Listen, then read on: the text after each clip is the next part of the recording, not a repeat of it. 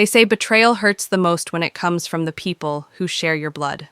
I didn't know how true that was, not until the night my entire world collapsed. It all started on a rainy night. I was sitting in my car outside my house, trying to calm down, when I got a video from someone anonymous. I didn't know who sent it, but I'll never forget what I saw. In that shaky, grainy video, there was my husband, Daniel. And the woman he was laughing with and kissing was my younger sister, Chloe. I froze. My hands were shaking so badly I could barely hold my phone. I called him.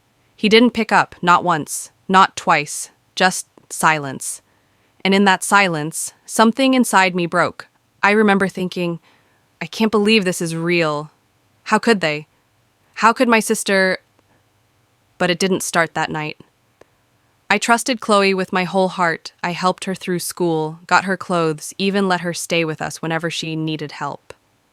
I thought we were close. Really close. And Daniel?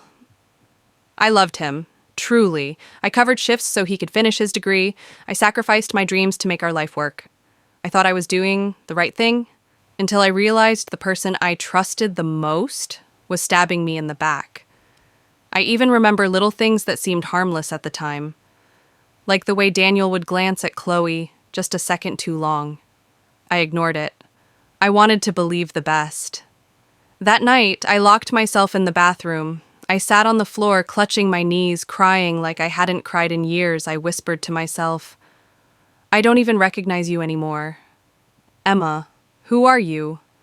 And then something shifted. Not anger, not revenge, but clarity. I stood up. I looked at myself in the mirror. I realized that while they tried to destroy me, and I was still here, breathing, alive. And in that moment, I decided I wouldn't stay broken. The next morning, I drove to the beach. The waves were cold and violent, the sky gray and foggy. I held my wedding ring in my hand. My hands were trembling, but I felt like I was finally letting go. I whispered, I'm done being the woman they walked over. And I threw the ring into the water, watched it disappear. And for the first time in months, I felt a little free.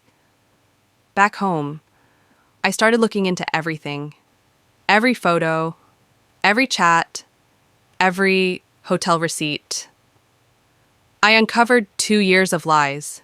2 years they had been laughing behind my back, planning vacations, mocking me. I even listened to audio messages where Chloe said, Emma won't fight. She never does. I didn't cry this time.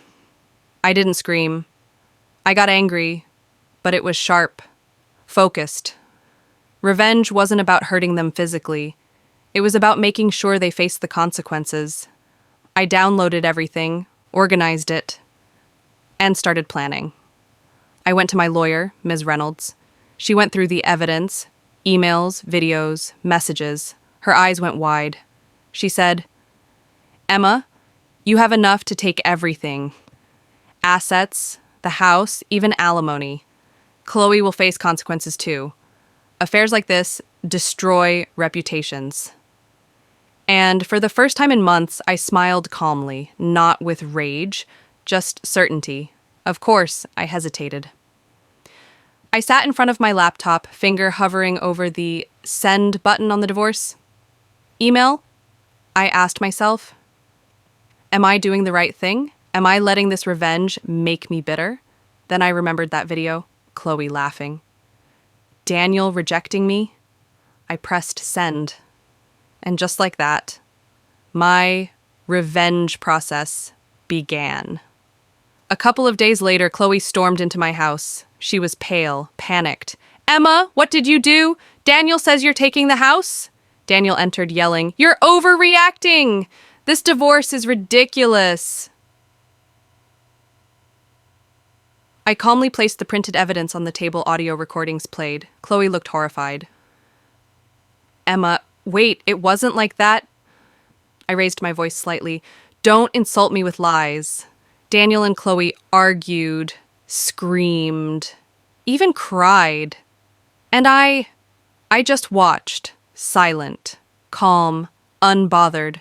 Chloe tried to reach out to me, desperate. Please, we're sisters. Can we fix this? I shook my head. Sisters don't destroy each other. Daniel tried to apologize. Emma, I messed up.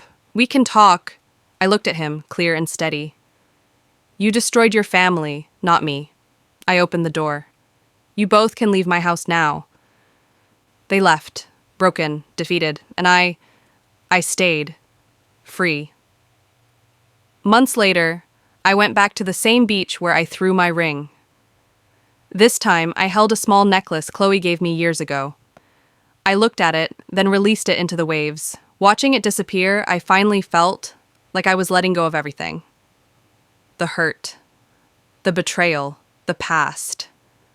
When people break you, they expect you to stay broken, but I learned something. Healing takes time. And now, I'm finally choosing myself. Sometimes revenge isn't about destruction, sometimes it's about reclaiming your life.